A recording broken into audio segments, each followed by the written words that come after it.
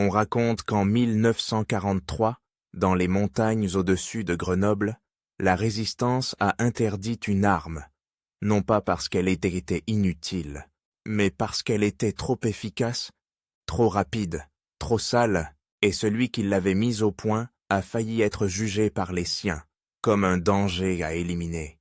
Pas un héros, un risque. Imaginez une nuit sans lune, quelque part entre les sapins du Vercors, l'air sent la résine et la fumée froide. On entend très loin un moteur qui tousse dans la vallée, puis plus rien, juste le froissement des branches et des pas qui évitent les pierres. Tennisserie.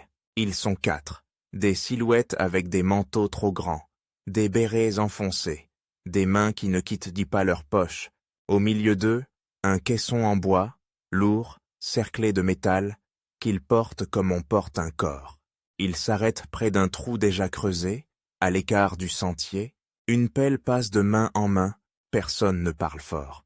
Ici, même les mots peuvent te trahir. Et puis, enfin, une voix, un souffle plus qu'une phrase. On ne l'utilise plus. L'autre répond aussitôt, nerveux, comme s'il avait peur que le silence l'accuse.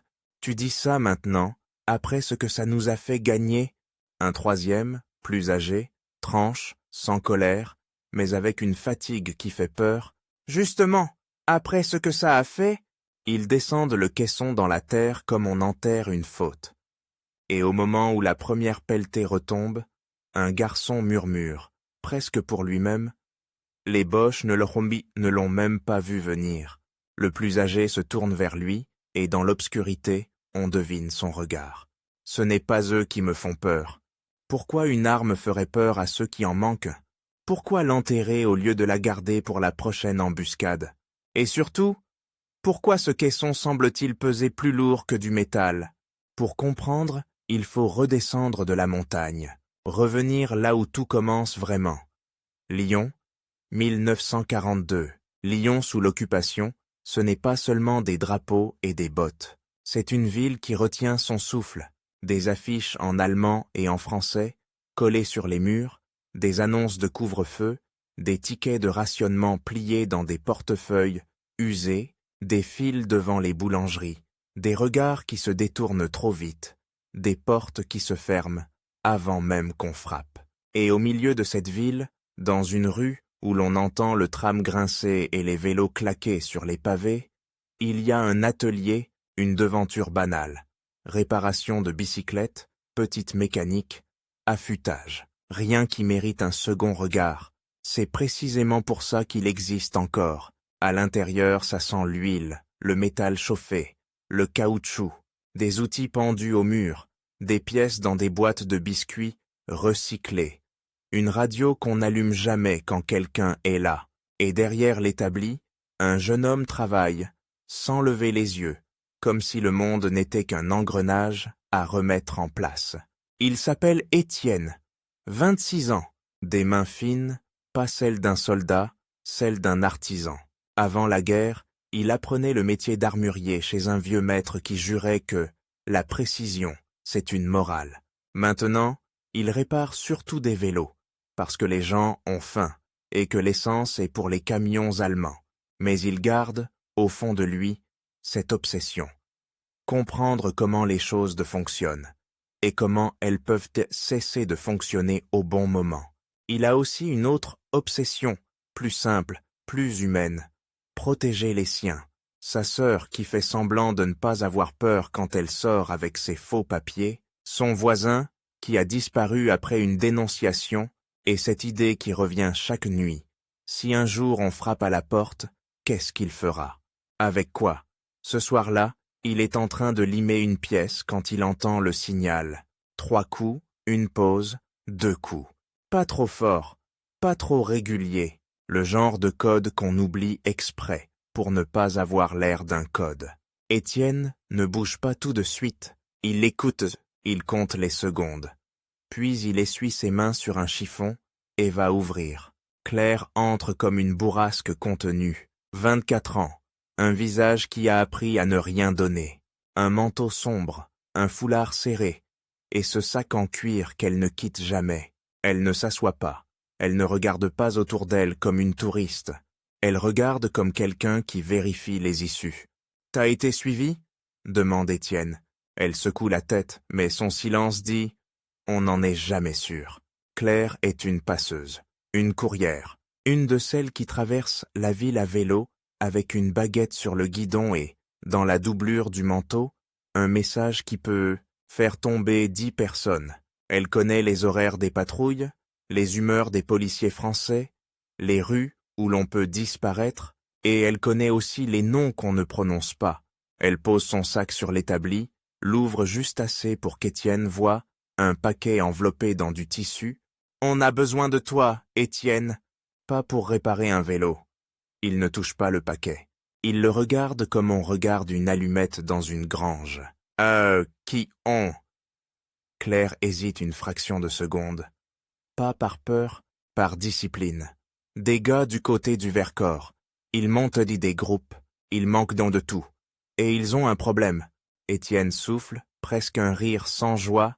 Ils manquent de tout. C'est la France entière. Claire se penche, baisse la voix. Il manque de secondes. Cette phrase-là, elle a un poids particulier. Dans la résistance, on ne manque pas seulement d'armes. On manque de temps. Le temps de fuir avant la rafle. Le temps de brûler un carnet d'adresses. Le temps de faire passer un enfant par une porte de derrière. Le temps, c'est ce qui sépare un acte de courage d'un massacre. Claire continue. Et chaque mot semble choisi pour ne pas faire trop de bruit. Sur la route entre Grenoble et les villages, il y a des contrôles, des barrages qui apparaissent et disparaissent. Ils arrêtent les camions, les charrettes, les vélos, ils fouillent, ils prennent des gens pour vérification, et parfois, ils ne reviennent pas. Étienne serre la mâchoire. « Et vous voulez quoi, exactement ?» Claire ouvre enfin le paquet. À l'intérieur, ce n'est pas une arme complète, pas un trésor, plutôt un assemblage de pièces, des éléments récupérés, tordus, nettoyés, comme si quelqu'un avait déjà essayé quelque chose. Un bricolage de guerre, né de la pénurie. « On veut une chance, » dit-elle. Une chance quand ça se passe à 3 mètres, dans un escalier, dans un couloir, quand t'as pas le droit de rater. Étienne comprend. Il comprend trop bien. Parce qu'il a déjà entendu des histoires, des embuscades ratées, des armes qui s'enrayent, des gars qui tirent une fois et se retrouvent avec une patrouille entière sur le dos. Et il sait aussi ce que Claire ne dit pas. Ils veulent sans quelque chose de simple, de transportable, de discret et de brutal. Il recule d'un pas. Je ne suis pas un fabricant de miracles. Claire le fixe. Non, t'es un homme qui sait faire parler le métal. Il détourne les yeux vers la fenêtre. Dehors, la rue est calme, trop calme, un calme de couvre-feu qui ressemble à une menace. Si je fais ça, commence-t-il. Claire l'interrompt, plus douce, presque humaine. Si tu fais ça, tu peux sauver des gens. Et là, Étienne sent le piège moral se refermer, parce que sauver des gens, c'est la phrase qui justifie tout, même ce qu'on regrette ensuite. Il prend le paquet, le pèse dans sa main, il n'a pas besoin de détails pour comprendre la demande. Augmenter l'effet à courte distance, rendre l'instant décisif, transformer une arme courante, accessible, en quelque chose qui renverse un rapport de force. Pas une invention de laboratoire, une modification d'atelier, née de la nécessité. Il repose le paquet. Qui t'envoie? Claire inspire. Morel. Le nom tombe comme une pièce sur le sol. Capitaine Morel, ancien officier, un homme qui a vu la défaite de 40, qui a vu des ordres absurdes, des retraites, des hommes abandonnés. Dans les maquis, on dit qu'il ne sourit jamais, mais qu'il n'abandonne personne. On dit aussi qu'il déteste l'improvisation, qu'il veut du contrôle, même dans le chaos. Étienne fronce les sourcils. Morel veut ça. Claire ne répond pas tout de suite. Elle se contente de regarder l'atelier, les outils, les étagères, comme si elle cherchait déjà où cacher quelque chose. Il veut que ces gars rentrent vivants, dit-elle enfin, et ils pensent que toi, tu peux leur donner ça. Étienne sent une chaleur monter dans sa poitrine. Pas de fierté, plutôt une colère froide contre le monde. contre l'idée qu'un mécanicien de Lyon doive compenser une armée entière. Et si je refuse? Claire hausse les épaules, mais ses yeux ne bougent pas. Alors ils tenteront sans toi, et ils mourront peut-être. Silence. On entend, au loin, une porte claquer, un pas dans la rue. Étienne retient sa respiration. Claire aussi. Puis le bruit s'éloigne. Ils expirent en même temps, comme deux nageurs qui remontent à la surface. Étienne se penche vers l'établi, il tire un tiroir, en sort un carnet, puis le repousse aussitôt. Non, pas de carnet, pas de traces. Il a appris ça à la dure. Ce qui est écrit finit toujours par être lu par quelqu'un d'autre. Il lève les yeux vers Claire. « Tu sais ce que tu me demandes ?»« Oui. »« Tu sais ce que ça peut provoquer ?» Claire hésite, et cette hésitation-là est aux nouvelles, comme si, pour la première fois, elle voyait l'ombre derrière la promesse. « On n'a plus le luxe de choisir, » dit-elle. Étienne secoue la tête. « On a toujours le luxe de choisir, on appelle juste ça autrement quand on a peur. » Claire serre les lèvres. Elle n'est pas venue pour philosopher. Elle est venue parce que des hommes, là-haut, attendent une réponse. Elle glisse une enveloppe sur l'établi. À l'intérieur, pas d'argent. Un papier plié, avec une adresse, un nom de ferme, un signe de reconnaissance et une phrase écrite à la main, « Avant la prochaine lune ». Étienne regarde l'enveloppe, puis le paquet, puis Claire. « Tu restes combien de temps à Lyon ?»« Pas la nuit. Tu repars quand ?»« Si dès que tu me dis oui ou non. » Il pourrait dire non, il pourrait refermer la porte, retourner à ses vélos, à ses petites réparations, à cette illusion de normalité, mais il sait que la normalité est déjà morte. Elle est morte le jour où les affiches ont envahi les murs, le jour où les gens ont commencé à parler plus bas dans les cafés, le jour où on a compris que même le silence pouvait être une faute. Étienne prend une décision qui ressemble à un pas dans le vide. « D'accord, mais tu me promets une chose ?» Claire le regarde, méfiante. « Quoi ? Si ça dérape, tu me le dis tout de suite, pas quand il sera trop tard. » Claire ne répond pas immédiatement. Elle ferme son sac, le remet sur son épaule, et quand elle parle, sa voix est plus basse que tout à l'heure, comme si elle avait peur que les murs l'entendent. « Si ça dérape, Étienne, ce ne sont pas les Allemands qui viendront te chercher en premier ?» Étienne reste figé, parce que, dans cette phrase, il y a une information que Claire n'a pas dite clairement, mais qu'il comprend d'un coup. Quelque part, là-haut, dans les montagnes, on a déjà décidé qu'il existe des choses qu'on ne doit pas faire. Même pour gagner, même pour survivre. Et la question qui s'installe, lourde, insupportable, c'est celle-ci. Qu'est-ce qu'Étienne est sur le point de fabriquer? Pour que ses propres alliés aient plus peur de lui que de l'ennemi, la première fois qu'ils l'ont testé, tout a duré moins de 10 secondes. Et après, personne n'a parlé pendant 1 heure. Pas parce qu'ils étaient fiers, parce qu'ils avaient compris qu'il venait d'ouvrir une porte qu'on ne referme pas facilement. Tout commence quelques jours après la visite de Claire, dans l'atelier de Lyon. Étienne n'a presque pas dormi. Il a travaillé quand la ville s'éteignait, quand les pas des patrouilles se faisaient plus rares, quand les voisins cessent de tousser, exprès pour signaler qu'ils sont encore là. Il a gardé les volets à demi clos, une lampe couverte d'un chiffon, et il a fait ce qu'il sait faire. Écouter le métal, sentir quand une pièce répond, et quand elle ment. Il n'a pas écrit, pas un schéma, pas une note, juste des gestes répétés, jusqu'à ce qu'ils deviennent sûrs. Et pourtant, même sûr, ça ne l'était pas. Quand Claire revient, elle n'entre pas comme la première fois. Elle attend 1 seconde de trop sur le seuil, comme si elle pesait l'air. Elle a les joues rougies par le froid. Et sur ses gants, une poussière claire, la craie des chemins de campagne, celle qui colle aux pneus de vélo quand on quitte la ville. « Tu l'as ?» demande-t-elle. Étienne ne répond pas tout de suite. Il pose sur l'établi un paquet enveloppé dans une toile grossière, ficelé comme un colis de marché. Ça n'a pas l'air grand-chose. C'est ça, le pire. L'horreur tient parfois dans quelque chose qu'on pourrait cacher sous une veste. « Écoute-moi bien, dit-il, et sa voix est plus sèche qu'il ne voudrait. Ce n'est pas un jouet, ce n'est pas une solution magique. À courte distance, ça frappe fort, trop fort. Et si tu fais n'importe quoi, ça peut te revenir dessus. Claire le regarde, impassible, mais ses doigts se crispent sur la sangle de son sac. Morel veut une démonstration, dit-elle, pas un sermon. Étienne a un rire bref, sans joie. Morel veut du contrôle, et moi, je te dis que là, le contrôle, c'est une illusion. Elle baisse la voix. On n'a pas le choix. On a un gars, arrêté hier, un de nos radios. Ils l'ont pris sur la route, près d'un barrage improvisé, si on ne récupère pas ce qu'il portait. Ils remonteront la filière. Étienne sent son estomac se serrer. Un radio, ce n'est pas juste un homme. C'est une oreille et une bouche. C'est la BBC dans une grange. C'est un message qui arrive trop tard, ou juste à temps. Où?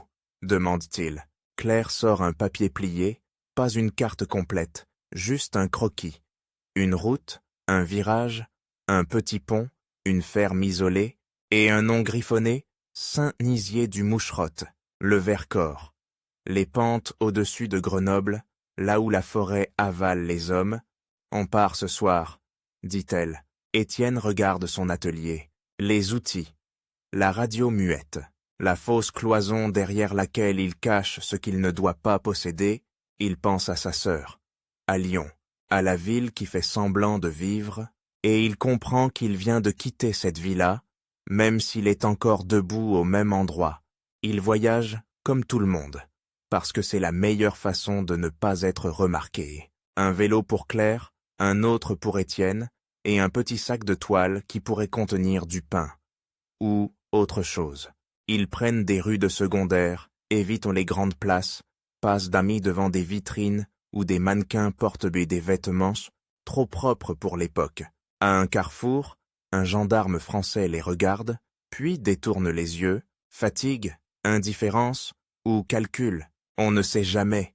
À la sortie de Lyon, l'air change. Moins de fumée, plus d'humidité, les champs sont nus, les arbres noirs. Ils croisent un camion allemand, arrêté sur le bas-côté. 2 soldats qui fument en riant, comme si la guerre était un décor.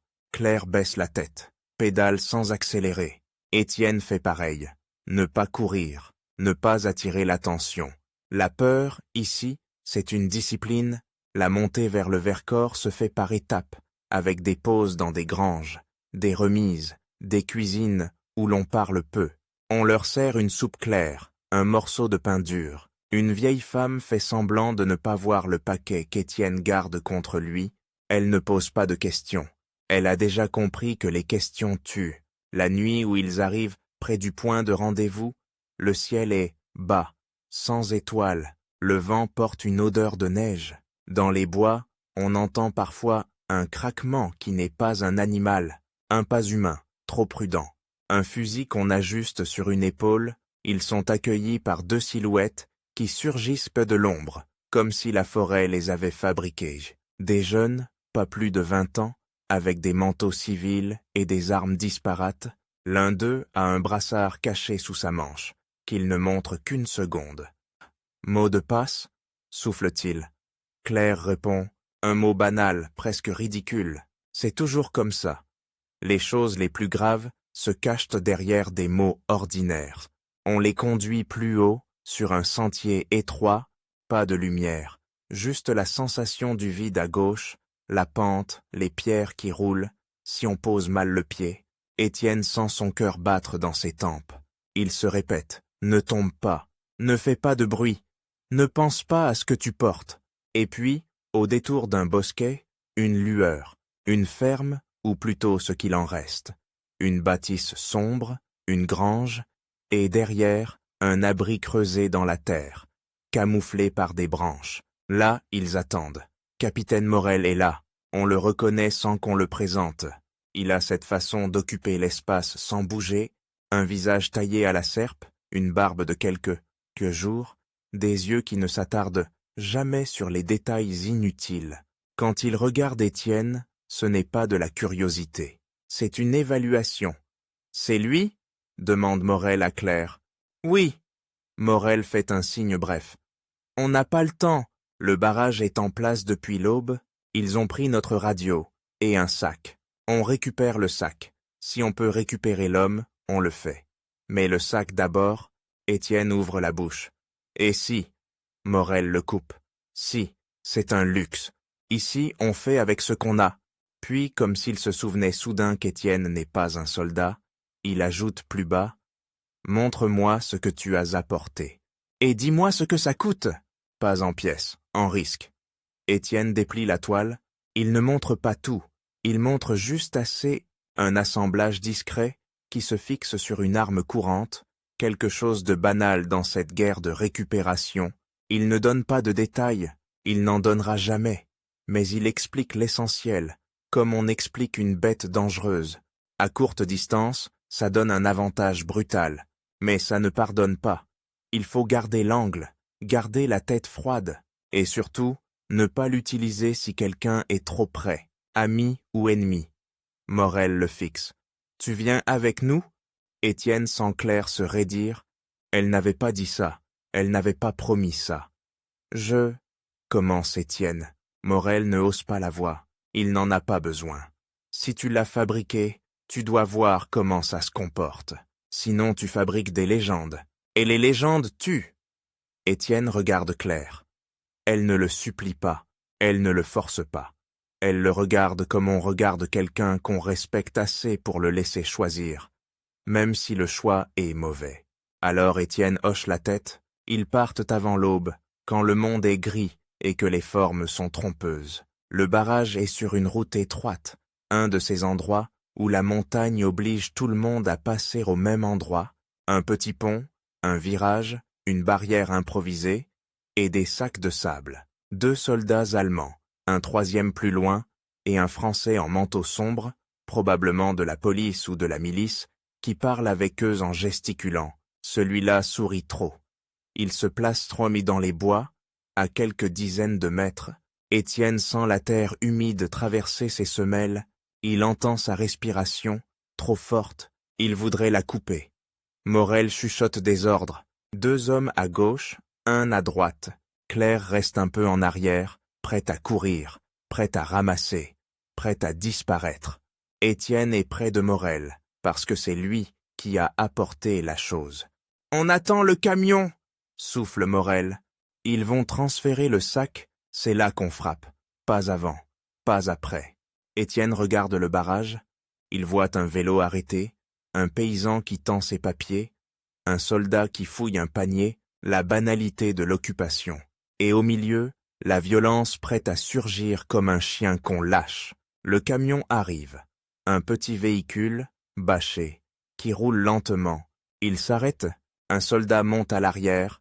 On entend un bruit de caisse qu'on déplace. Étienne aperçoit un sac, justement.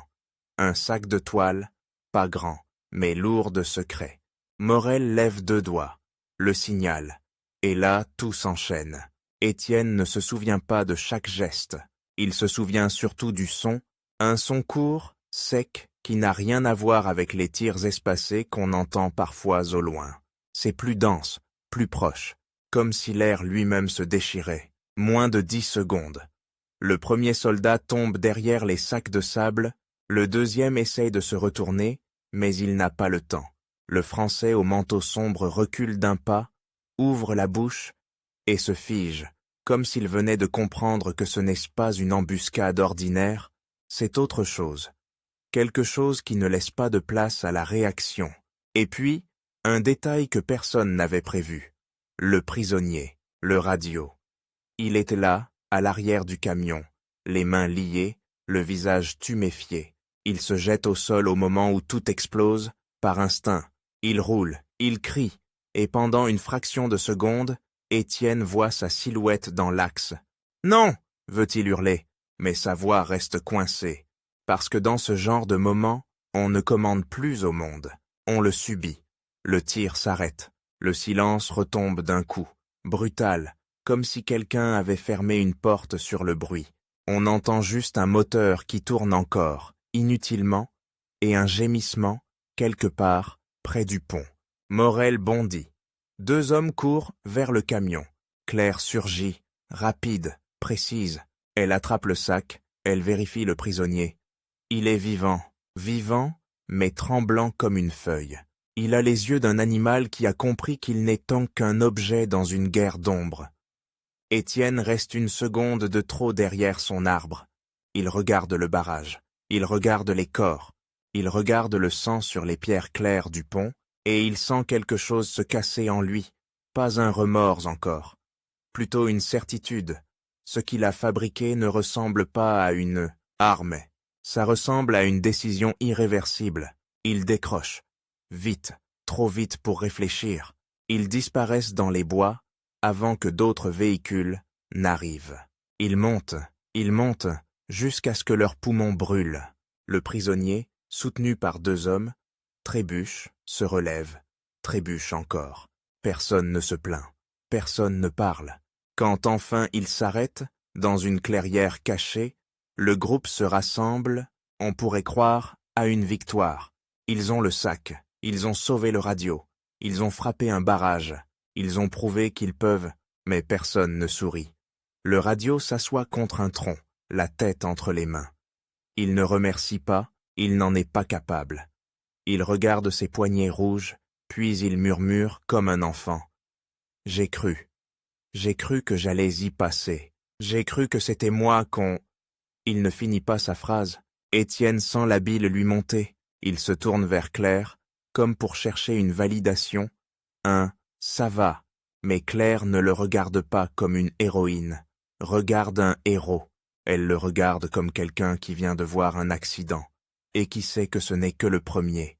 Morel, lui, ne félicite personne. Il prend le sac, l'ouvre, vérifie le contenu sans un mot, des papiers, des noms, une liste, peut-être des fréquences, peut-être des adresses, de quoi sauver des vies, ou en détruire des dizaines si ça tombe du mauvais côté. Puis il referme le sac et lève les yeux vers Étienne. « Ça a marché », dit-il. Étienne attend la suite. « Un bien, un bravo, un signe ». Mais Morel ajoute froidement « Ça a trop bien marché ». Étienne fronce les sourcils. « On a récupéré ce qu'il fallait. »« On a sauvé. On a laissé une scène. » coupe Morel. « Une scène que même un idiot peut lire. » Claire se rapproche et sa voix est basse, tendue. « Il y avait une marque. » Étienne ne comprend pas. Quelle marque? Claire hésite, comme si elle avait peur de prononcer le mot et de le rendre réel. Une signature, pas sur le métal? Sur le résultat, sur la façon dont c'est arrivé, c'est trop particulier, trop reconnaissable. Morel acquiesce. Les Allemands ne sont pas tous des brutes, ils ont des gens qui observent, qui comparent, qui relient, et quand ils relient, ils ne punissent pas seulement les hommes armés, ils punissent les villages. À cet instant, un des maquisards arrive en courant, essoufflé, les joues blanches de froid. « Capitaine » souffle-t-il. « En bas, sur la route, ils ont déjà mis des affiches. Ils parlent d'attaques terroristes, ils promettent des représailles, et ils demandent des informations, ils offrent du pain, du tabac, de l'argent. Du pain, du tabac. Voilà comment on achète une dénonciation quand les gens ont faim. » Étienne sent le sol se dérober un peu. Il pense à la vieille femme qui leur a donné de la soupe, à la ferme, aux gens qui n'ont rien demandé.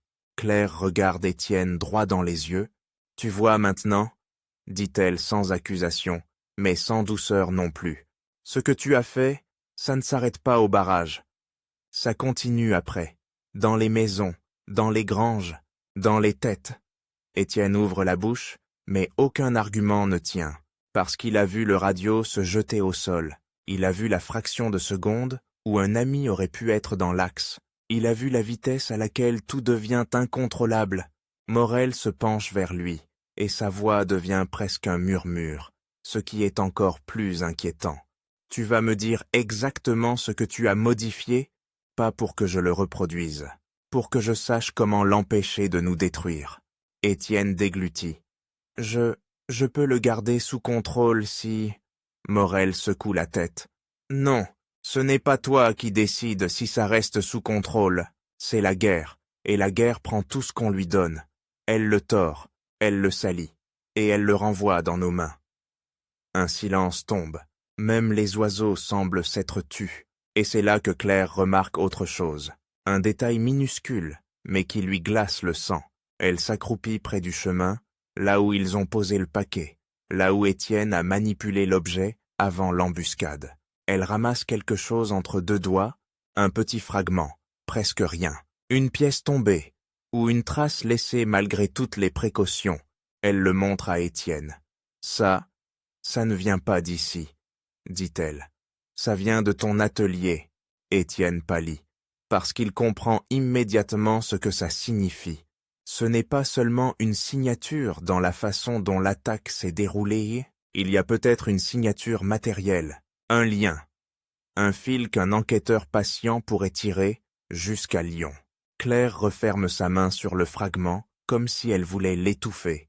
Si eux trouvent ça, ils ne chercheront pas seulement dans le Vercors, murmure-t-elle. Ils chercheront la source, ils chercheront qui fabrique, qui fournit, qui sait. Et Étienne, pour la première fois depuis le début, ne pense plus à l'efficacité, il pense à sa porte d'atelier, à la fausse cloison, à sa sœur, à la ville entière, qui pourrait payer pour 10 secondes de miracle. Au loin, dans la vallée, un moteur gronde, puis un autre. Comme une réponse. Morel se redresse, le visage fermé. On bouge, maintenant. Et cette chose? Il jette un regard au paquet. On en reparle, très vite. Claire attrape le sac, fait signe à Étienne de la suivre. Ils repartent dans les arbres, plus haut, plus loin, avec cette sensation que quelque chose les poursuit déjà, et pendant qu'ils marchent, une question s'accroche à Étienne comme une écharde. Si cette arme laisse une signature, combien de temps avant que quelqu'un en face comprenne? Et quand il comprendra, qui viendra frapper à sa porte en premier? Les Allemands? Ou les siens? Ils n'ont pas convoqué Étienne pour le féliciter. Ils l'ont convoqué pour décider s'il devait disparaître. La montée continue, mais ce n'est plus la pente qui brûle les cuisses. C'est l'idée qu'on peut être traqué par deux camps à la fois. Dans le Vercors, la forêt a une odeur de résine froide et de laine mouillée. Les branches basses griffent les manteaux, on marche en file, sans parler, et chaque fois qu'un caillou roule, tout le monde se fige comme si le bruit avait un visage. Morel les fait quitter le sentier principal, pas vers un refuge, pas vers une ferme amie, vers un endroit qui ressemble à une erreur. Une vieille école communale, abandonnée, à moitié avalée par les ronces. Les vitres sont cassées, les volets pendent. Sur un mur, on devine encore des lettres pâlies. École de. Le reste a là été gratté par le temps. Et la peur. À l'intérieur, ça sent la craie humide et le bois pourri. Il y a des pupitres renversés, un tableau noir fendu, et au fond, une porte qui mène à une pièce plus petite. C'est là qu'ils entrent, un par un, comme à confesse. Une lampe à pétrole éclaire juste assez pour voir les visages, pas assez pour les adoucir. Claire est déjà là. Elle n'a pas l'air fatiguée, mais ses yeux, eux, le sont. À côté d'elle, deux hommes que Étienne n'a jamais vus. L'un porte une casquette de cheminot, l'autre a les mains tachées d'encre, comme un imprimeur. Des gens de l'ombre. Ceux qui ne tirent pas, mais qui font tenir le réseau. Morel ferme la porte. Il ne s'assoit pas. Il reste debout, comme si s'asseoir rendait la décision plus humaine. « On a un problème », dit-il simplement. Étienne serre les dents. Il voudrait dire « On a récupéré le sac, on a sauvé le radio ». Il voudrait que ça compte, mais il sent déjà que ça ne comptera pas. Morel fait un signe au cheminot. L'homme sort de sa poche un papier froissé, le déplie avec précaution. Ce n'est pas une carte, c'est une affiche allemande, arrachée à un poteau, avec des mots en français et en allemand. Les lettres sont grosses, agressives. On y promet des représailles, on y promet aussi une récompense, du pain, du tabac, de l'argent. Et, plus bas, une phrase qui glace. Pour chaque attaque, 10 otages. Ils ont placardé ça à Lens-en-Vercors et à Villard-de-Lans, dit l'imprimeur, la voix rauque. Et ils ont déjà pris des hommes, pas des maquisards, des gars du coin, un boulanger, un instituteur, un vieux qui n'entend plus rien, Étienne sent son ventre se nouer, il revoit la vieille femme, la soupe claire, le pain dur, il revoit les mains qui donnent, sans poser de questions, et il comprend ce que Morel voulait dire par la scène. Morel se tourne vers lui. Ton dispositif, appelle ça comme tu veux. Il a laissé une signature, et maintenant, il cherche cette signature. Étienne essaie de garder sa voix stable. Ils cherchent quoi, exactement? Une arme? Un groupe? Claire répond à sa place, et c'est pire, parce qu'elle parle comme quelqu'un qui a déjà fait le calcul. Ils cherchent un motif, une méthode, et quand ils ont un motif, ils cherchent la source.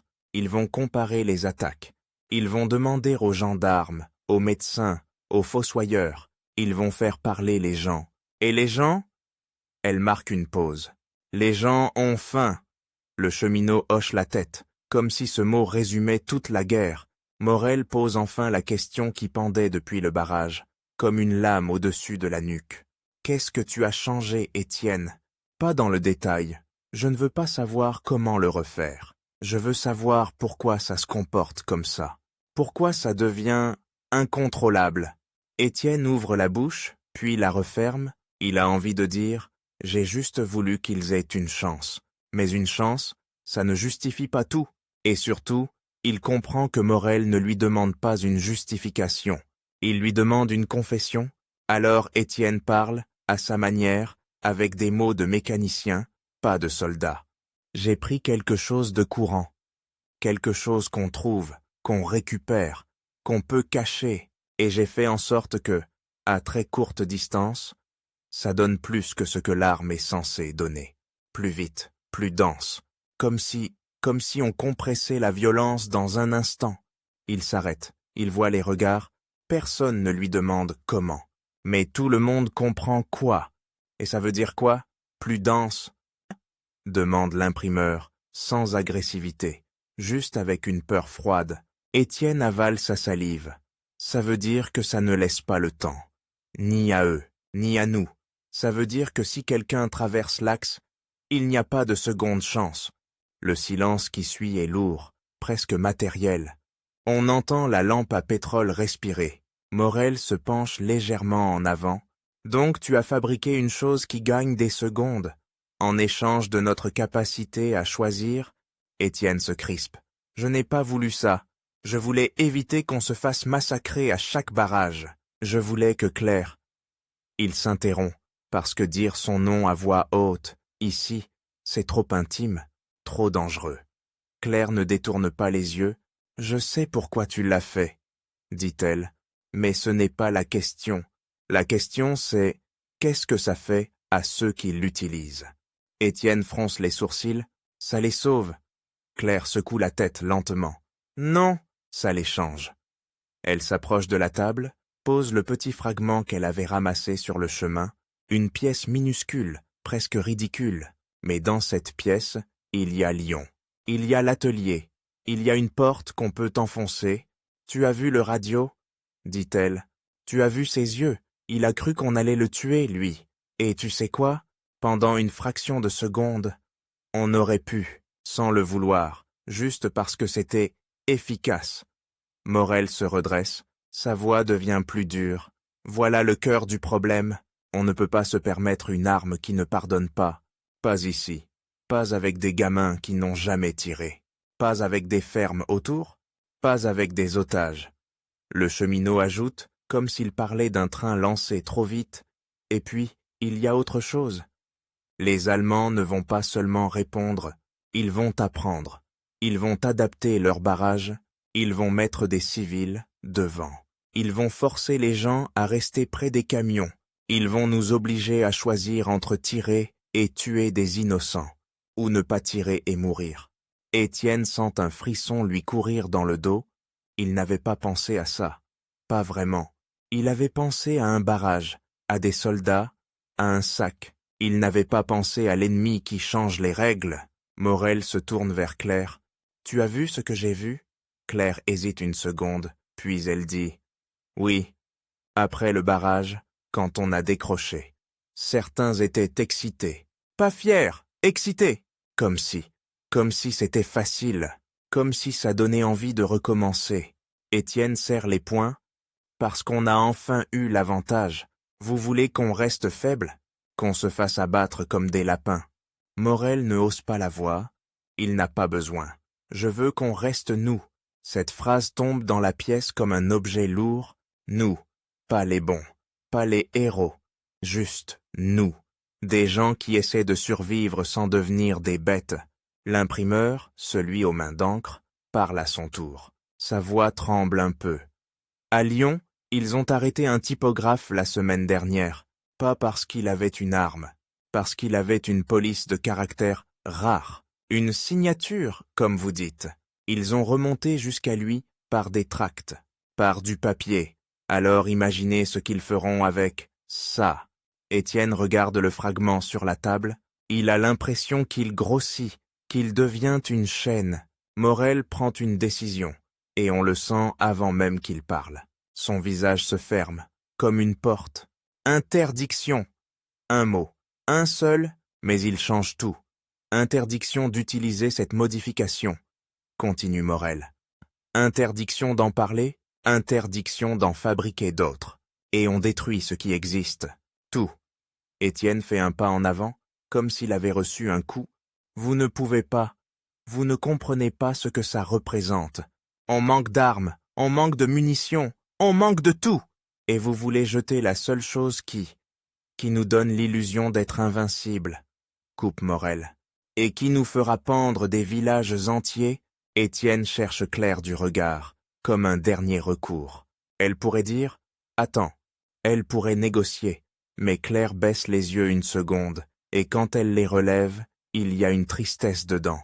« Étienne, » dit-elle doucement, « ils ont raison sur un point, ça nous échappe. » Il secoue la tête, désespéré. « Alors quoi? Vous allez me punir, moi, parce que j'ai voulu aider. » Morel ne répond pas tout de suite. Il marche jusqu'à la fenêtre cassée, regarde dehors. La nuit est là, épaisse. On entend au loin un chien aboyer, puis se taire. « On ne peut pas prendre le risque que tu refasses ça ailleurs, » dit-il enfin. « Ou que quelqu'un te force à le refaire. » Étienne comprend, et son sang se glace.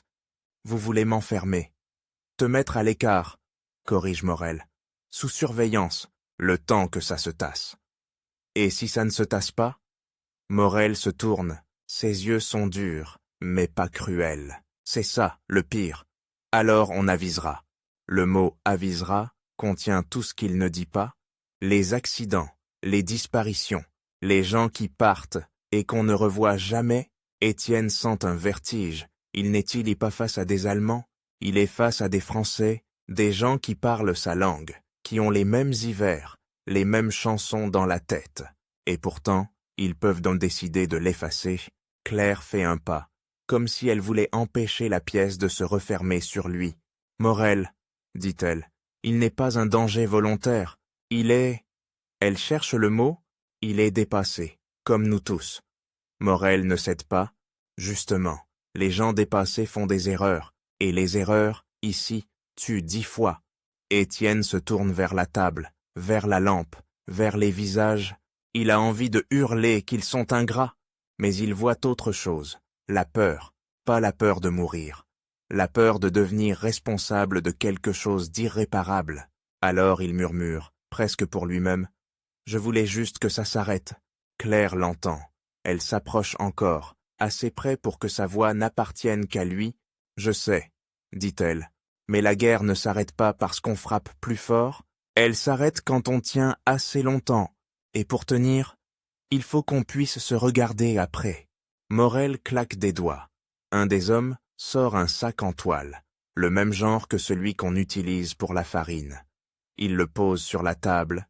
« On rassemble tout ce qui existe, » dit Morel. « Ce soir, on brûle, on enterre les cendres. Et toi, Étienne, tu viens avec nous. Pas de retour à Lyon, pas maintenant. » Étienne sent son cœur cogner. Lyon, sa sœur, son atelier, la fausse cloison. Tout ça devient soudain un autre monde, inaccessible. Et c'est là que le premier vrai retournement arrive, celui qu'Étienne n'avait pas vu venir. L'imprimeur se racle la gorge. Il y a un problème, capitaine. Morel se tourne vers lui, agacé. Parle. L'homme hésite, puis il sort de sa poche un petit carnet, pas plus grand qu'une main, un carnet de rationnement ou quelque chose qui y ressemble. Il l'ouvre. À l'intérieur, pas des tickets, des noms, des adresses, des notes. On a trouvé ça sur le français du barrage, dit-il, celui au manteau sombre. Étienne se fige. Le collaborateur, la milice peut-être. Et alors? Demande Morel. L'imprimeur tourne une page. Sa voix devient plus basse. Il avait déjà des noms dans le Vercors, des fermes, des gens qui donnent du lait, des gens qui prêtent une grange. Et... Il avale sa salive. Il avait aussi un nom à Lyon, un atelier, un type qui répare des vélos. Étienne sent le monde se contracter. Claire se tourne vers lui, les yeux écarquillés. Non. Morel arrache presque le carnet des mains de l'imprimeur. Lit, son visage ne change pas, mais quelque chose se durcit dans sa mâchoire. Il te connaissait donc déjà, dit-il à Étienne. Étienne balbutie. C'est impossible. Je n'ai jamais. Pas toi, coupe Morel. Ton adresse, ton quartier. Ils avaient une piste. Et maintenant, avec ce qui s'est passé au barrage, ils vont la suivre comme des chiens. Étienne a un goût de métal dans la bouche, il pense à la pièce tombée, il pense à la signature. Mais là, c'est pire, c'est pas une hypothèse, c'est un carnet, une liste, une preuve que quelqu'un, quelque part, a parlé, ou a été vu, ou a été vendu. Claire murmure, comme si elle parlait à la forêt entière. Ça veut dire qu'il y a une taupe, ou un imprudent, ou quelqu'un qui a craqué. Morel referme le carnet d'un geste sec. Ça veut dire qu'on n'a plus le temps. Il regarde Étienne, et pour la première fois, il y a dans ses yeux quelque chose qui ressemble à de la pitié, une pitié froide, militaire. Tu comprends maintenant pourquoi je ne peux pas te laisser libre. Si les Allemands te prennent, ils ne te demanderont pas si tu es un monstre. Ils te demanderont comment tu as fait, et ils auront des moyens de te faire parler. Étienne tremble. Pas de froid. D'imagination, Claire s'approche de Morel. On peut le déplacer, le cacher ailleurs. Morel secoue la tête. On va le déplacer, oui, mais d'abord, on détruit tout. Tout ce qui peut être reproduit, tout ce qui peut être volé. Étienne lève la main, comme pour arrêter le temps. Attendez, il reste un exemplaire. Morel plisse les yeux. Où? Étienne hésite. Dire la vérité, c'est s'accuser. Mentir, c'est condamner quelqu'un d'autre. Dans un autre dépôt. Finit-il par dire, pas loin d'ici, on devait le récupérer demain. Claire le fixe. Tu ne l'as pas dit. Parce que je pensais que... Étienne s'interrompt. Parce qu'il pensait qu'il pourrait convaincre, qu'il pourrait garder une porte ouverte. Une seule. Morel ne discute pas. On y va, maintenant. Ils sortent barre de l'école comme des ombres pressées. La nuit a épaissi, le vent s'est levé, et avec lui, cette sensation que la montagne écoute. On marche vite, sans lumière, guidé par Claire, qui connaît les chemins comme on connaît une cicatrice. Le dépôt est une grange isolée, à flanc de pente, avec un mur de pierre sointe sèche et une porte qui grince. À l'intérieur, ça sent le foin et la bête. Un vieux râtelier, des traces de sabots, et derrière une pile de sacs, une trappe dissimulée sous une planche. Claire s'agenouille, soulève la planche. Étienne retient son souffle. Il s'attend à voir le paquet, intact, comme une promesse qu'on peut encore contrôler. Mais il voit autre chose. La trappe est ouverte. Pas grande ouverte, juste assez. Comme si quelqu'un avait été pressé. Comme si quelqu'un avait su exactement quoi prendre. Morel se fige. Ses hommes se dispersent, armes levées. Regardant les coins sombres, Claire passe la main dans le vide, puis la retire lentement. Ses doigts sont poussiéreux, et il y a une empreinte fraîche sur le bois, une marque de gants, encore visible dans la fine couche de farine et de paille. On n'est pas les premiers, murmure-t-elle. Étienne sent son cœur tomber dans son ventre. Non, non, non. Morel se tourne vers lui, et cette fois, sa voix est un fil tendu. Qui savait pour ce dépôt? Étienne ouvre la bouche, mais aucun nom ne sort, parce que chaque nom est une condamnation, et parce qu'il comprend soudain que la question n'est pas seulement « qui savait ?» La vraie question, celle qui fait mal, c'est « qui a décidé que cette arme valait plus que la sécurité du réseau ?» Dehors, au loin, un bruit de moteur, puis un autre, pas des tracteurs, trop régulier, trop lourd. Et dans la vallée, une lueur brève, comme un phare qu'on masque et qu'on rallume. Morel éteint la lampe d'un geste, l'obscurité avale la grange. « On bouge !» souffle-t-il. « Tout de suite !» Claire attrape Étienne par la manche, sa poigne est ferme, presque douloureuse. « Ne fais pas de bruit !» murmure-t-elle à son oreille. « Et quoi qu'il arrive, ne cours pas avant moi. » Étienne veut demander « Pourquoi ?» Mais il n'a pas le temps, parce qu'au même instant, quelque part sur le chemin en contrebas, une voix crie en allemand. Une autre répond en français, avec cet accent sec qu'on entend chez certains gendarmes, ou chez la milice. Et Étienne comprend, dans le noir, que le danger n'est plus une idée. Il est déjà là, à quelques centaines de mètres, en train de monter, et la chose qu'il voulait enterrer, quelqu'un l'a emporté. La question n'est plus « est-ce qu'on doit l'interdire ?» La question devient « qui va l'utiliser maintenant ?» et contre qui. Quand les camions sont apparus au bout de la vallée, Étienne a compris une chose avec une clarté qui fait mal. Soit il enterre son « invention pour de bon », soit il la laisse revenir dans le monde, et alors, même s'il survit, il ne pourra plus jamais se regarder en face. Dans la grange, l'obscurité est si dense qu'on a l'impression de respirer de la suie. Dehors, les moteurs montent, puis redescendent, puis remontent encore, comme si la colonne cherchait la bonne route. On entend des portières claquer, des ordres courts, et ce mélange qui donne la nausée, l'allemand sec et le français d'ici, celui des gendarmes, celui de la milice, avec des « allez bouge » qui sonnent comme des coups. Morel fait signe sans parler, on sort par l'arrière, en se glissant entre les sacs de foin et le mur de pierre. La nuit du Vercors n'était pas une nuit de ville.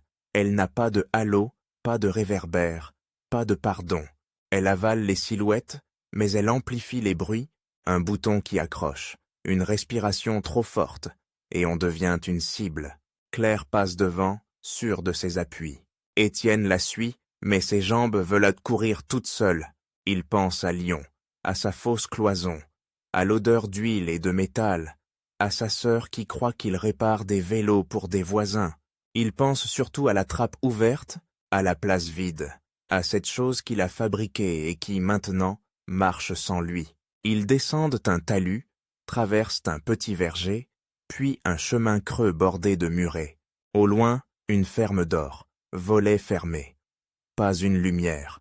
Les gens ont appris à ne pas regarder, à ne pas entendre, à ne pas être ceux qui savent. Morel s'arrête derrière un gros rocher, il compte les siens à la main, comme on compte des cartouches. Il manque quelqu'un, ou peut-être plusieurs, personne n'ose poser la question. Et puis, au-dessus du bruit des moteurs, un autre son arrive, plus léger. Un vélo, une chaîne qui cliquette, quelqu'un pédale vite, trop vite pour être un paysan qui rentre. Claire se fige, elle lève 2 doigts. Silence. La silhouette surgit du noir, manque de tomber, mais pied à terre. C'est un garçon, pas plus de 17 ans, la casquette enfoncée, les joues rouges de froid, un des messagers du plateau, il halète comme s'il avait avalé la montagne. « Capitaine !» souffle-t-il. Ils sont à Saint-Nizier, ils bloquent de la route, ils fouillent les granges. Ils ont des listes, et ils ont pris le père Arnaud. Morel serre la mâchoire. Le curé? Le garçon hoche la tête. Et 2 femmes? Ils disent que si on tire, ils brûlent les maisons. Ils ont déjà mis de la paille devant une porte. Étienne sent son estomac se retourner. Voilà, ce n'est plus une chasse au maquis. C'est une prise d'otage à ciel ouvert. Une corde autour du cou des villages. Claire attrape le bras du garçon. Qui commande? Des Allemands? Un officier allemand et un Français. Un grand, manteau de cuir. Il parle trop bien. Il sourit. Un manteau de cuir. Étienne revoit le barrage, le Français au manteau sombre, celui qui avait ce carnet, celui qui notait des noms comme on note des courses. Il n'est pas mort, alors, ou quelqu'un d'autre a pris sa place.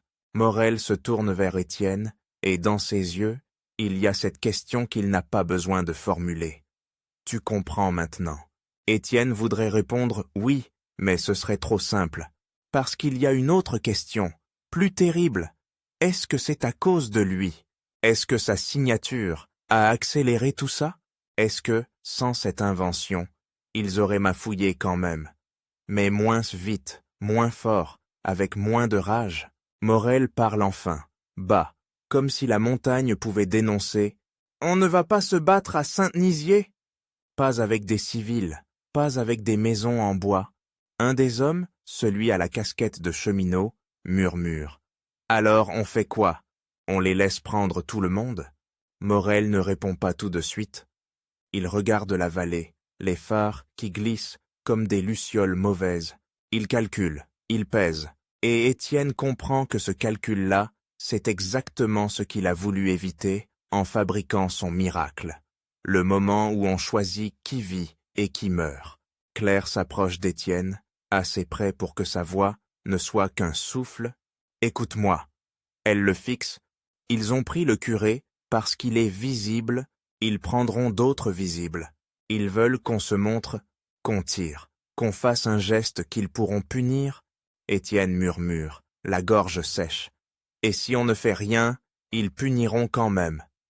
Claire ne nie pas. Elle serre juste les dents. Peut-être, mais si on leur donne une excuse parfaite, ils n'auront même plus besoin de mentir. Morel les rejoint. On décroche vers la combe. On passe par les bois. On rejoint le point de repli au-dessus de l'anse. Le garçon au vélo ouvre de grands yeux, mais ils ont aussi un barrage là-bas. J'ai vu des herses et des gars avec des brassards. Des brassards, la milice. Étienne sent une colère froide monter, pas contre les Allemands, pas seulement contre ceux qui portent la même langue et qui la salissent. Morel serre le poing. Alors on passe ailleurs. Et c'est là que le piège se referme. Ailleurs, ça veut dire plus haut, plus raide, plus lent. Et derrière eux, les camions. Devant, les barrages. Sur les côtés, des fermes pleines de gens qui n'ont rien demandé. Ils repartent. Les minutes deviennent des mètres, les mètres deviennent des années. Ils longent une lisière, puis un petit ruisseau. L'eau est noire, glacée. Étienne glisse, se rattrape à une racine. Son cœur cogne si fort qu'il a l'impression qu'on l'entend à Saint-Nizier. Et soudain, un éclat de voix, pas loin, un chien, puis un autre. Des aboiements qui se rapprochent. Morel lève la main. Stop! Tout le monde se plaque au sol, dans les fougères. Étienne sent la terre humide traverser son pantalon. Il sent l'odeur de champignons, de feuilles de mortes. Il entend très distinctement des pas sur le chemin au-dessus, des pas lourds, réguliers, des hommes qui ne se cachent pas parce qu'ils se savent nombreux.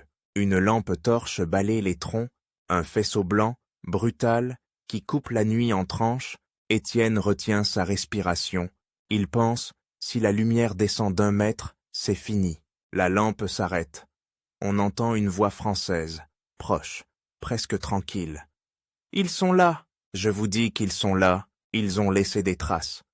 Ce n'est pas un Allemand, c'est un des leurs, ou plutôt, un Français qui a choisi un autre nous. Étienne sent Claire se raidir à côté de lui. Morel, lui, ne bouge pas. Il attend. Il laisse passer le danger comme on laisse passer un train. Les pas s'éloignent. Les aboiements aussi, mais le message est clair. Ils ratissent. Ils ont des guides. Ils ont du temps. Et ils ont une idée fixe. Quand enfin Morel fait signe de repartir, Étienne se relève avec une douleur dans les épaules, comme si la peur avait un poids.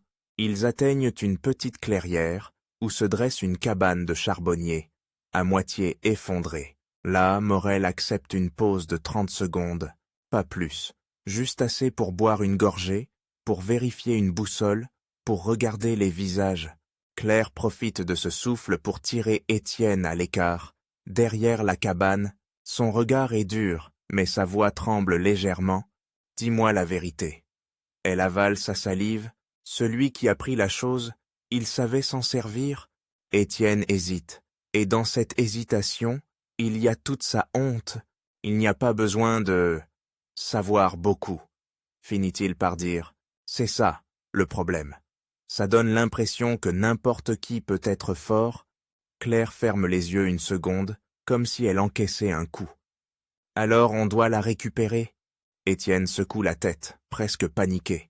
Non, on doit la faire disparaître. Ah, et c'est la même chose, répond Claire.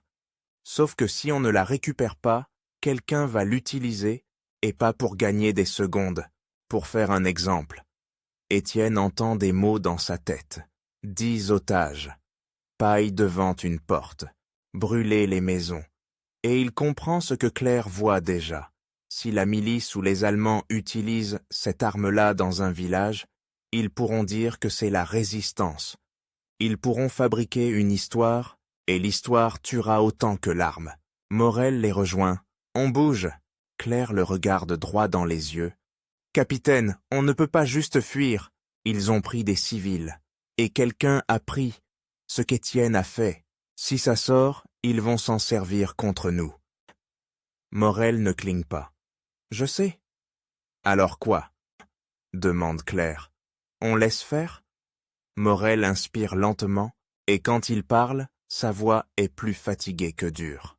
On ne peut pas sauver tout le monde, mais on peut empêcher le pire. Étienne sent un frisson. Empêcher le pire, ça ressemble à une justification, à une phrase qu'on se répète pour dormir. Et pourtant, c'est peut-être la seule chose qui reste. Morel se tourne vers Étienne. Tu m'as dit qu'il restait un exemplaire, il est parti. Tu sais à quoi il ressemble, comment il est transporté, comment on le cache. Tu vas nous aider à le retrouver. Étienne ouvre la bouche. Il veut dire, je ne suis pas un combattant. Mais il se rappelle, c'est lui qui a mis cette chose dans le monde. Il n'a plus le droit de se cacher derrière ses mains d'artisan. D'accord, dit-il. Ils reprennent la marche, mais cette fois, ce n'est plus une fuite. C'est une chasse à leur propre erreur. À l'approche d'un hameau, ils s'arrêtent sur une hauteur. En contrebas, quelques maisons serrées, une petite place, une fontaine. Et sur la route, un camion arrêté, bâché, 2 silhouettes en uniforme. Et, près du camion, un homme en manteau de cuir, exactement comme l'a décrit le garçon. Il parle à un paysan qui tient son béret entre ses mains, comme un objet fragile. Le paysan hoche la tête, terrorisé. L'homme en cuir sourit, puis pose une main sur l'épaule du paysan, presque amical. Un geste de théâtre. Claire murmure. C'est lui. Morel observe. On ne tire pas. Étienne sent son sang bouillir. Il va repartir avec des otages? Morel répond sans le regarder. Si on tire, il brûle. Étienne serre les dents. Alors on fait quoi? On regarde? Morel se tourne enfin vers lui. Et là, il lâche une information que Étienne n'attendait pas. Une lame cachée. Tu crois que j'interdisais ton invention par peur? Il parle très bas. En 40, j'ai vu des hommes devenir des bêtes en 2 semaines. Pas parce qu'ils étaient mauvais, parce qu'ils avaient une arme, un ordre et une excuse. Ton truc, Étienne, c'est une excuse en métal. Étienne reste muet. Il comprend soudain que Morel ne le juge pas seulement. Il le protège, pas des Allemands, de lui-même. En bas, l'homme en cuir fait signe. 2 miliciens ouvrent l'arrière du camion. On distingue des silhouettes à l'intérieur, des gens assis, serrés, des civils. Étienne sent Claire trembler à côté de lui. Elle murmure. Si on les laisse partir, on ne les revoit plus. Morel ferme les yeux une fraction de seconde, puis les rouvre. On va les faire lâcher, sans tirer sur le camion, sans tirer sur les maisons. Étienne le fixe. Comment? Morel regarde la route, puis le bois, puis la pente. On leur fait croire qu'ils sont tombés sur plus gros qu'eux. On les force à se replier. Claire comprend avant Étienne. Une diversion. Morel hoche la tête. Une diversion qui doit être crédible et rapide. Étienne sent la question venir comme un orage, et elle arrive. Morel le regarde. Est-ce que ton invention peut faire du bruit, de la peur, sans faire un carnage. Étienne a la gorge sèche. Il pense à la première fois, aux 10 secondes, au silence d'une heure. Il pense à ce que Claire a dit. Choisis ce qui sauve des vies après aujourd'hui, pas seulement aujourd'hui. Oui, murmure-t-il. Et si on l'utilise juste pour gagner des secondes, juste pour les faire reculer? Claire le fixe, inquiète. Et si ça dérape? Étienne avale sa salive. Alors ce sera ma faute, pas celle du village. Morel ne discute pas. Il donne des gestes, des positions. 2 hommes se glissent vers la lisière pour faire du bruit, ailleurs. Un autre descend par un fossé pour couper la route avec une branche. Un obstacle ridicule, mais suffisant pour ralentir un camion. Étienne et Claire restent avec Morel, plus haut, à un endroit où la pente donne une vue sur la route, sans exposer les maisons. Et là, dans le noir, Claire attrape la main d'Étienne, pas comme une amoureuse, comme une personne qui ancre une autre personne avant qu'elle ne tombe. « Regarde-moi, » dit-elle. « Promets-moi un truc. » Étienne la regarde, ses yeux brillants, pas de larmes, mais de rage contenue. « Quoi? Qu'après, tu la détruis. Même si on gagne, même si on survit, tu la détruis, et tu ne la refais jamais. » Étienne sent un nœud dans sa poitrine.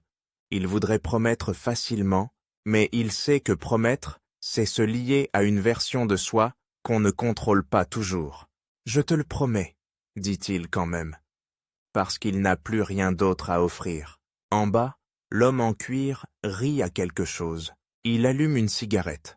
La braise rouge est un point dans la nuit. Insolent. Morel murmure. « Maintenant ?» Étienne ne décrit pas ce qu'il fait. Il n'y a pas de place pour ça. Il y a juste un geste, une seconde, et puis l'effet. Un claquement brutal, une détonation qui n'a pas la longueur d'un échange de tirs, mais la violence d'un coup de tonnerre trop proche. Un son qui dit « Ce n'est pas un accident, ce n'est pas un chasseur, c'est une embuscade !» Les hommes en bas se figent. Les miliciens lèvent leurs armes dans tous les sens. L'officier allemand crie quelque chose. L'homme en cuir jette sa cigarette, écrase la braise comme s'il écrasait une idée, et hurle des ordres. Et là, la diversion de Morel prend. À gauche, dans le bois, un autre bruit, des branches cassées, des ombres qui bougent exprès. Pas une attaque, une menace, une présence. Le camion recule d'1 mètre, puis 2. Les miliciens hésitent. Ils ne veulent pas mourir pour un village. Ils veulent des arrestations faciles, des primes, des histoires à raconter. L'homme en cuir, lui, comprend qu'il n'a pas le contrôle, et c'est ça qui le rend dangereux. Il pointe du doigt une maison, comme pour dire « brûlez », puis il se ravise, parce qu'il a peur, lui aussi, de ce qu'il ne voit pas. Le camion repart en cahotant, pas vite, mais il repart. Les silhouettes à l'arrière restent dedans. Otages emmenés, pas sauvés, pas encore. Claire serre les dents si fort qu'Étienne entend presque l'émail craquer. Morel murmure. « On a évité l'incendie, c'était l'objectif. » Étienne regarde la route. Il a envie de vomir, éviter l'incendie, et laisser partir des gens, voilà la guerre. Choisir la forme du mal qu'on peut supporter, mais le pire n'est pas là. Parce qu'au moment où le camion s'éloigne, l'homme en manteau de cuir se retourne une dernière fois. Comme s'il sentait quelque chose, il lève la tête vers la pente, vers eux, vers l'obscurité. Et même s'il ne peut pas les voir, il sourit. Un sourire qui dit « Je sais que vous existez, je sais que vous avez peur, et je sais que vous avez quelque chose. » Puis il disparaît dans la nuit. Il ne reste pas. Morel les fait décrocher immédiatement, avant que les renforts ne reviennent. Il remonte dans les bois, essoufflé, trempé, vivant. À l'abri d'un repli de terrain, Étienne s'arrête. Ses mains tremblent. Il sort de sa poche un petit morceau de métal, une pièce qu'il avait gardée sans s'en rendre compte, comme un talisman, ou une preuve. Il la regarde comme on regarde une dent arrachée. Claire le voit. « Tu l'avais sur toi ?» Étienne hoche la tête. Honteux. « Je ne sais pas pourquoi. » Morel s'approche. Il ne crie pas. Il ne menace pas. Il tend juste la main. Étienne hésite, puis dépose la pièce dans la paume de Morel. Morel la regarde un instant, puis la referme comme on ferme un cercueil. « Tu as tenu ta promesse ?» demande Claire, la voix cassée. Étienne la regarde. « Pas encore. » Il inspire, et il dit la phrase la plus difficile de sa vie. « Mais je vais la tenir. Plus tard, bien plus tard, quand l'aube blanchit les crêtes et que les oiseaux osent comme recommencer à chanter, ils trouvent un endroit où personne ne va. Une ancienne doline, un trou dans la pierre, caché par des buissons, un endroit qui avale les choses. » Étienne s'agenouille. Il sort ce qu'il reste, ce qu'ils ont pu récupérer, ce qu'ils ont pu empêcher de circuler. Pas tout, jamais tout, mais assez pour que ça ne devienne pas une série. Claire tient la lampe, la main ferme, Morel surveille, dos au vent, comme un homme qui sait que la montagne peut encore trahir. Étienne regarde une dernière fois l'objet de sa génie, il se rappelle l'atelier de Lyon, la fausse cloison, la fierté idiote d'avoir trouvé une solution, il se rappelle aussi le silence après les 10 secondes, et il comprend enfin, ce n'était pas une solution, c'était une tentation. Il le laisse tomber dans le trou. Un bruit sec, puis plus rien. Morel jette par-dessus une poignée de terre, puis une autre. Claire fait pareil. Ils enterrent sans cérémonie, comme on enterre un secret honteux. Quand c'est fini, personne ne parle pendant un long moment. Puis Morel dit presque doucement, « Tu sais ce que ça va te coûter ?» Étienne le regarde. « Quoi ? Ton nom. » Morel hausse à peine les épaules. Après la guerre, on racontera des actions, des sabotages, des héros. On ne racontera pas ça. On ne racontera pas qu'on a interdit une arme à nous-mêmes. On ne racontera pas qu'on a failli te faire disparaître. Claire baisse les yeux. Elle comprend aussi, le prix du contrôle, c'est le silence. Étienne sent une fatigue immense l'envahir. Et les otages ? Morel ne ment pas. On essaiera, on essaiera est la phrase la plus honnête de toute l'histoire. Des mois plus tard, quand Grenoble respire enfin autrement, quand les drapeaux ressortent des tiroirs, quand les gens se serrent dans les rues en criant des noms, Étienne n'est pas sur les photos, il n'est pas dans les discours, il n'est même pas dans les souvenirs qu'on raconte aux enfants, il est dans quelque part entre Lyon et les montagnes. Un homme qui sait réparer des choses et qui sait aussi comment on les détruit. Et parfois, la nuit, il se demande ce qui le réveille, le bruit des camions ou l'idée qu'il n'a pas tout enterré, parce qu'il reste une question, une seule, qui refuse de mourir. Et si quelqu'un, quelque part, avait gardé une pièce, juste au cas où